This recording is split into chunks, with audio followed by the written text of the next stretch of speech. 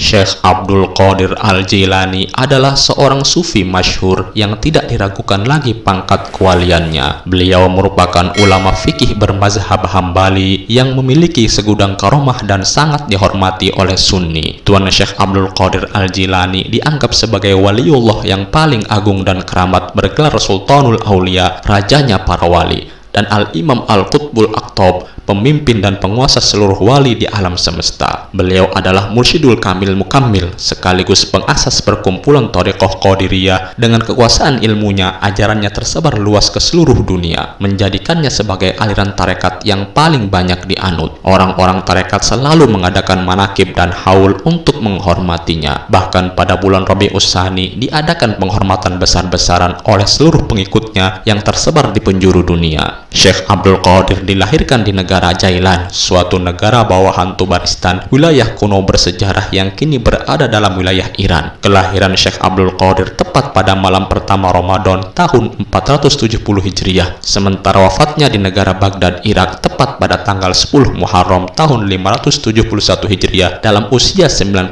tahun. Karomah atau tanda-tanda kewaliannya sudah tampak sejak lahir, bahkan pada malam kelahirannya pun ada karomah. Pertama, sang ayah yang bernama Abu Sholeh Musa Janaki bermimpi kedatangan Rasulullah diiringi oleh para sahabatnya dan imam-imam mujtahid. Kala itu beliau berpesan kepada ayahanda Abdul Qadir, lalu berkata, "Wahai Abu Sholeh, engkau akan dikaruniai anak laki-laki oleh Allah. Anak itu anak kesayanganku dan kesayangan Allah. Ia akan mendapat pangkat yang tinggi dalam kewalian sebagaimana aku dalam pangkat kenabian." Kedua, selain Rasulullah, nabi-nabi yang lain juga turut menyampaikan kabar gembira kepada Abu Sholeh bahwa dirinya akan mendapat karunia anak laki-laki yang akan menjadi Sultanul Aulia, dan semua wali dan imam-imam yang dimaksum berada di bawah putranya. Siapapun wali yang tunduk kepadanya akan naik pangkat kewaliannya. Sebaliknya, wali yang tidak tunduk kepadanya akan dilepas oleh Allah dari kewaliannya. Ketiga, tidak ada yang dilahirkan pada malam kelahiran Syekh Abdul Qadir di negara Jailan, kecuali semuanya laki-laki. Jumlahnya ada 1100 dan semuanya menjadi wali agar menjadi pengiring kewalian Syekh Abdul Qadir. Keempat, Syekh Abdul Qadir sejak dilahirkan tidak mau menyusu kepada ibunya pada siang hari di bulan Ramadan, sementara menyusunya beralih kepada waktu berbuka puasa. Sebagian ulama menjelaskan bahwa sejak bayi Syekh Abdul Qadir telah menjalankan puasa Ramadan. Kelima, di pundak Syekh Abdul Qadir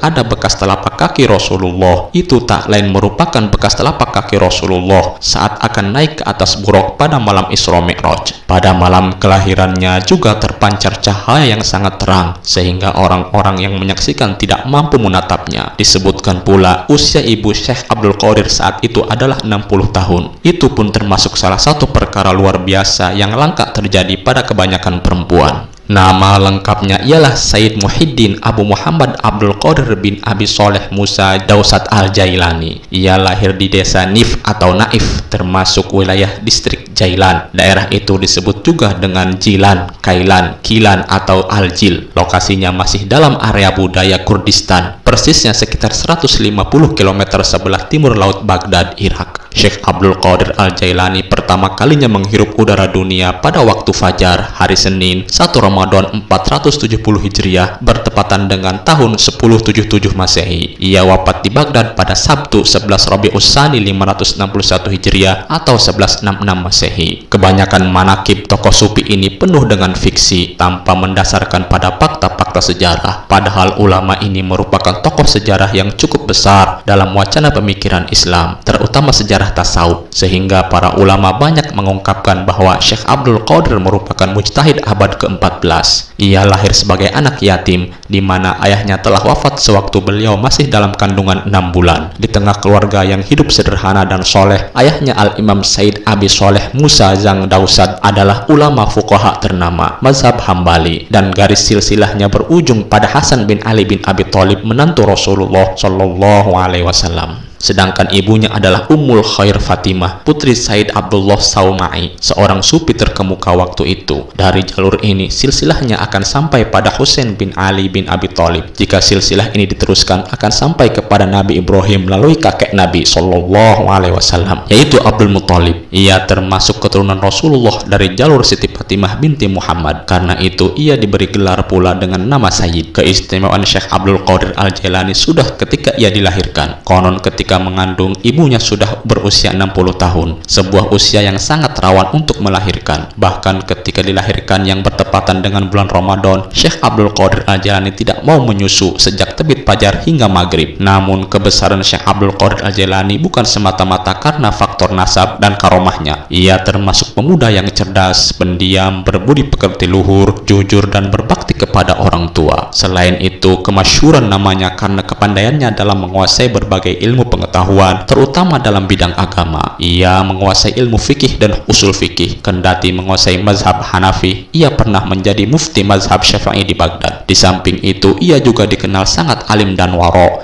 Hal ini berkaitan dengan ajaran sufi yang dipelajarinya. Ia suka tiraqat, melakukan riyadah, dan mujahadah melawan hawa nafsu. Selain penguasaannya dalam bidang ilmu fikih, Syekh Abdul Qadir Al-Jailani juga dikenal sebagai peletak dasar ajaran Thariqat Qadiriyah. Al-Jailani dikenal juga sebagai orang yang memberikan spirit keagamaan bagi banyak umat. Karena itu, banyak ulama yang menjuluki Muhyiddin, artinya penghidup agama, di depan namanya. Ada sebuah cerita mengenai kejujuran Al-Jailani. Disebutkan bahwa watak tersebut sebagai buah pendidikan orang tuanya sekaligus sebagai rasa tanggung jawab untuk berbakti kepada orang tuanya, terutama ibunya. Ibunya berpesan agar ia selalu berkata jujur.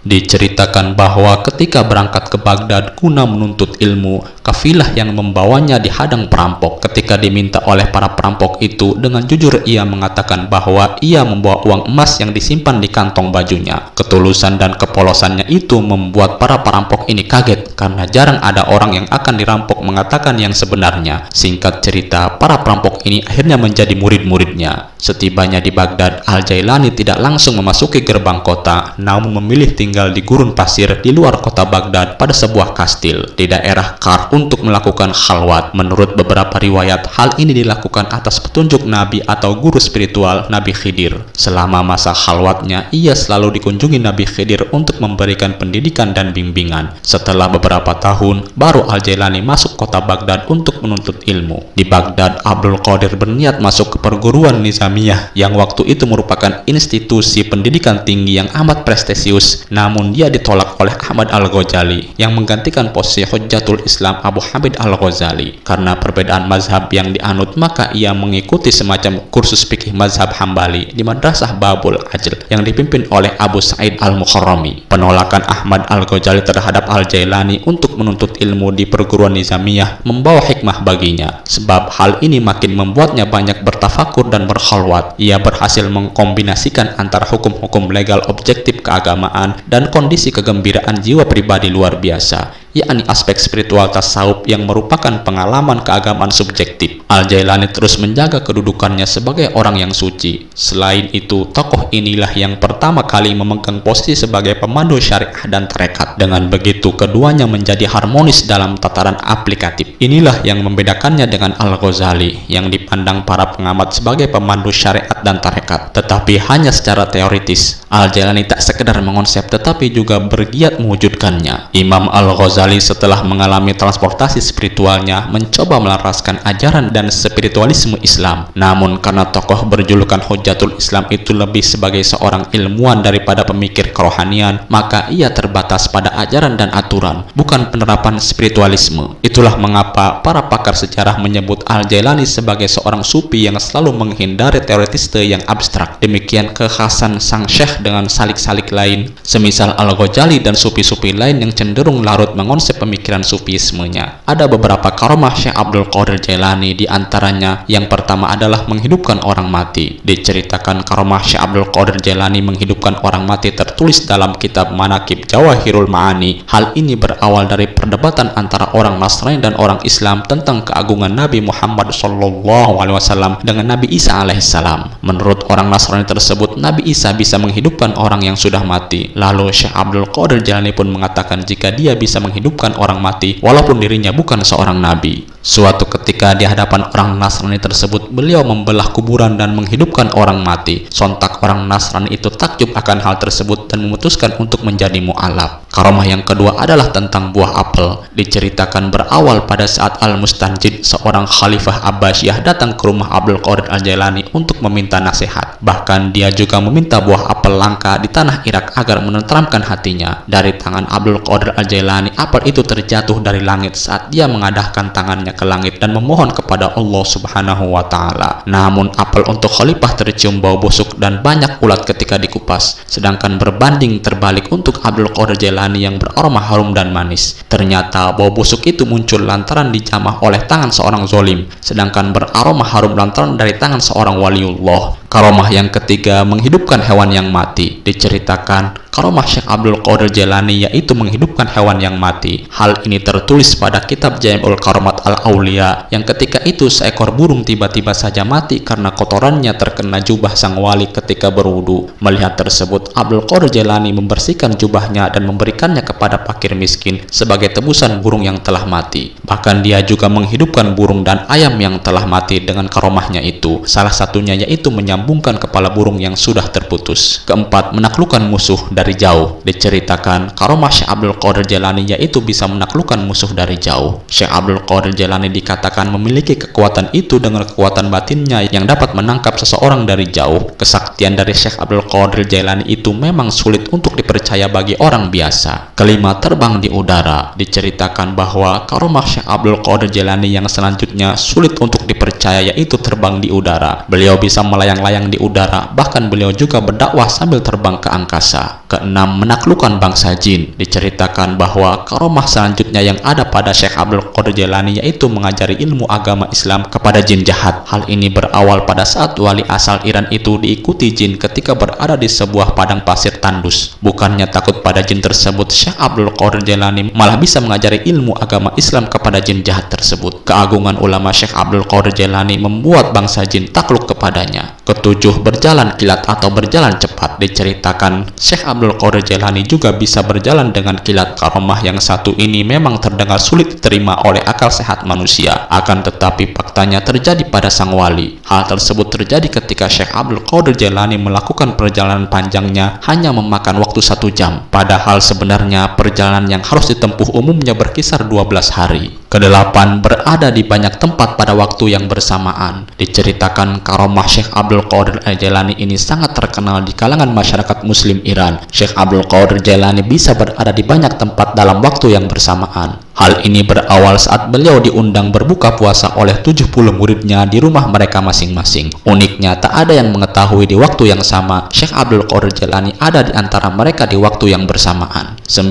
menghentikan hujan. Diceritakan bahwa Syekh Abdul Qadir Jailani juga bisa menghentikan hujan ketika berceramah. Menurut Syekh Ali bin Musafir, ini berawal ketika orang-orang meninggalkan majlis saat hujan turun lebat. Akan tetapi dengan karomah Abdul Qadir Jailani, hujan lebat itu seketika berhenti saat beliau menengadahkan kedua tangan dan kepalanya seraya berdoa. Dikisahkan di waktu menimba ilmu, Syekh Abdul Qadir Jailani berteman dengan 2 orang yang bisa dibilang cukup cerdas dan pandai, yaitu Ibnu Saqo dan Ibnu Abi Asrun. Pertemanan itu berlanjut hingga mereka bertiga ingin mengunjungi seorang wali berpangkat wali Al-Ghaus. Rumah wali tersebut cukup jauh dari kiruk-pikuk keramaian kota, atau mungkin juga lebih tepatnya bisa dikatakan sangat pelosok sekali. Akan tetapi keinginan mereka untuk bertemu sang wali tidak terhalang walau jarak yang demikian jauh, dan sudah barang tentu kunjungan mereka tak lepas dari maksud dan tujuan masing-masing. Dalam perjalanan, mereka saling bertanya sama lain terkait tujuan dan niat masing-masing. Dengan polosnya, Ibnu Abi Usud memulai pertanyaan kepada Ibnu Saqo. "Hai Saqo, apa tujuanmu bertemu dengan wali itu?" "Aku akan mengajukan sebuah pertanyaan yang begitu sulit hingga ia bingung dan tidak mampu untuk menjawabnya. Aku ini kan orang cerdas, jadi sudah sepatutnya menguji kedalaman ilmu seorang wali," jawabnya. Tak menunggu lama, Ibnu Abi Asrun pun mengatakan maksudnya. "Kalau aku ingin bertanya tentang sesuatu yang aku yakin dia tidak mampu untuk menjawabnya," tuturnya. Pada hakikatnya tujuan dari keduanya sama, yakni ingin menguji ketinggian ilmu dari sang wali. Mungkin karena Syekh Abdul Qadir Jailani tidak segera mengutarakan niatnya, akhirnya mereka berdua bertanya, "Qadir, kamu ingin mengajukan pertanyaan seperti kami atau ada hal lain?" "Saya tidak mau bertanya apa-apa," jawab Syekh Abdul Qadir.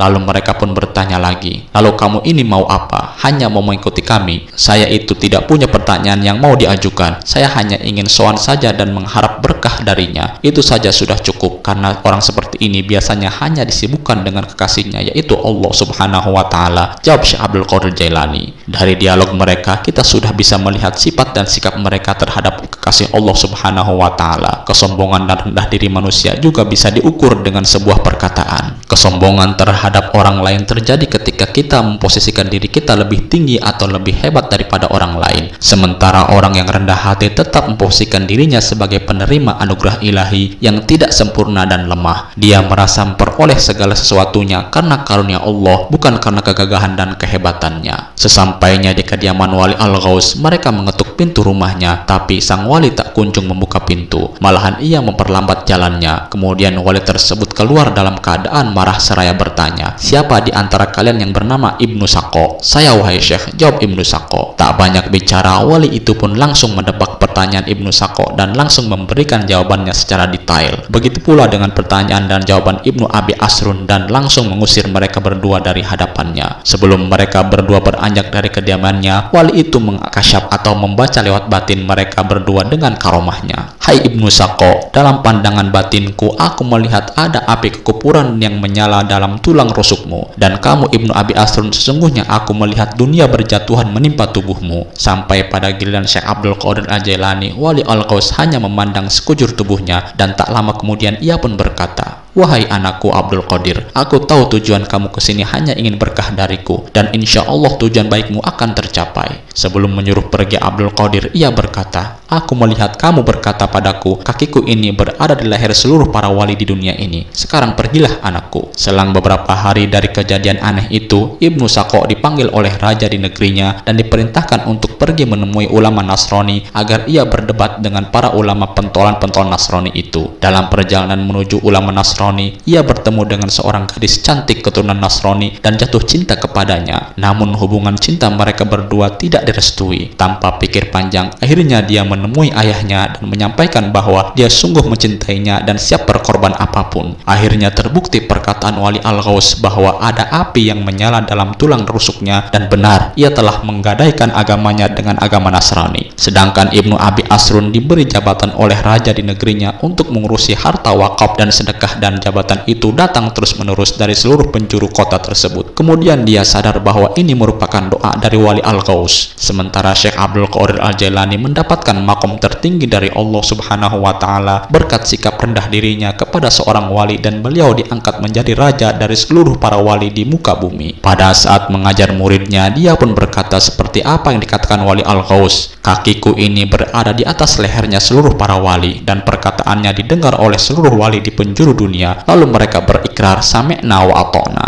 Dikisahkan suatu hari beliau beranjak melaksanakan sholat zuhur, namun niatnya terhenti karena tiba-tiba melihat sosok manusia di hadapannya. Beliau merasa sangat terkejut sebab sosok yang datang bukan manusia biasa, melainkan Rasulullah Shallallahu Alaihi Wasallam. Dalam kedatangannya, Rasulullah bertanya, "Wahai anakku, mengapa engkau takut berbicara di hadapan orang banyak?" "Wahai ayahku, aku ini lahir di tengah-tengah masyarakat yang tidak pandai berbicara," ucap Syekh Abdul Qadir. "Bagaimana mungkin aku bisa berbicara di hadapan orang Baghdad yang pandai berbicara? Para ulamanya pun sangat alim," kata Syekh Abdul Qadir mengadu. Beliau menjawab dengan wajah tertunduk. Dirinya merasa malu kepada Rasulullah karena tidak bisa apa-apa melihat apa yang terjadi pada cucunya. Kemudian Rasulullah memerintahkannya untuk membuka mulut. Saat Syekh Abdul Qadir membuka mulut, tiba-tiba Rasulullah meludahi mulutnya sebanyak 7 kali. Lalu Rasulullah berkata, "Sekarang pergilah dan berbicaralah di hadapan manusia, berdakwalah dan ajaklah mereka ke jalan Allah, berikan mereka nasihat-nasihat yang baik." Rasulullah pergi meninggalkannya sendiri, dan Syekh Abdul Qadir pun melanjutkan sholat zuhurnya yang sempat terhenti. Selesai sholat dan wirid, beliau duduk termenung memikirkan apa yang harus disampaikan di hadapan masyarakat dan ulama Baghdad yang sangat alim. Singkat cerita, beliau datang ke masjid yang akan ditempati dirinya untuk berdakwah dan memberikan nasihat. Masyarakat daerah Baghdad terlihat sangat antusias untuk mendengar ceramah yang akan disampaikan olehnya. Begitupun ulamanya. Mereka datang berbondong-bondong dengan dipenuhi rasa penasaran atas apa yang akan disampaikan oleh Syekh Abdul Qadir Al-Jailani muda. Sementara beliau masih terus memikirkan apa yang akan disampaikan oleh dirinya, beliau bingung dan tidak percaya diri. Tubuhnya terasa gemetar ketika memandang banyaknya orang yang hadir beserta para ulama yang menunggu ungkapan-ungkapan sejuknya. Namun sekali lagi, bibir beliau seakan kaku dengan pikiran yang dipenuhi rasa takut dan takut. Tentu ketakutan beliau bukan karena tidak tahu, namun karena merasa bahwa orang-orang yang ada di hadapannya bukan orang biasa. Di tengah ketakutan ketakutan dan kekalutannya, tiba-tiba ada orang yang sedang berjalan memasuki pintu dan bermaksud menghampirinya. Orang tersebut juga kakek beliau, yaitu Bapak Sayyidina Hasan dan Husain yang dikenal dengan sebutan Sayyidina Ali radhiyallahu anhu, khalifah keempat. Sayyidina Ali bertanya seperti apa yang telah ditanyakan Rasulullah. Syekh Abdul Qadir pun menjawab seperti jawaban yang disampaikan kepada Rasulullah. Kemudian Sayyidina Ali memerintahkan cucunya tersebut untuk membuka mulut. Seperti halnya yang dilakukan Rasulullah, beliau pun meludahinya. Berbeda dengan Rasulullah yang meludahinya hingga 7 kali, Sayyidina Ali hanya meludahinya 6 kali. Hal ini mengundang pertanyaan di hati Syekh Abdul Qadir Jailani, sehingga beliau pun bertanya karena merasa heran. Mengapa engkau hanya meludahiku sebanyak 6 kali saja? Kata Syekh Abdul Qadir bertanya. Ini merupakan adabku kepada Rasulullah, kata Sayyidina Ali menjawab. Setelah selesai meludahinya, Sayyidina Ali pun pergi. Syekh Abdul Qadir mulai membuka salam hingga sampai pada inti pembicaraan. Semua rasa takutnya telah sirna. Apa yang akan disampaikan tiba-tiba terkumpul di hati dan pikirannya. Semua ilmu yang dibutuhkan tiba-tiba tersedia. Akhir hayat Syekh Abdul Qadir Jailani didahului dengan kondisi kesehatannya yang terus menurun. Syekh Abdul Qadir Jailani menghembuskan napas terakhir di Baghdad Sabtu ba'da maghrib tanggal 9 Rabiul Akhir tahun 561 Hijriah atau 15 Januari tahun 1966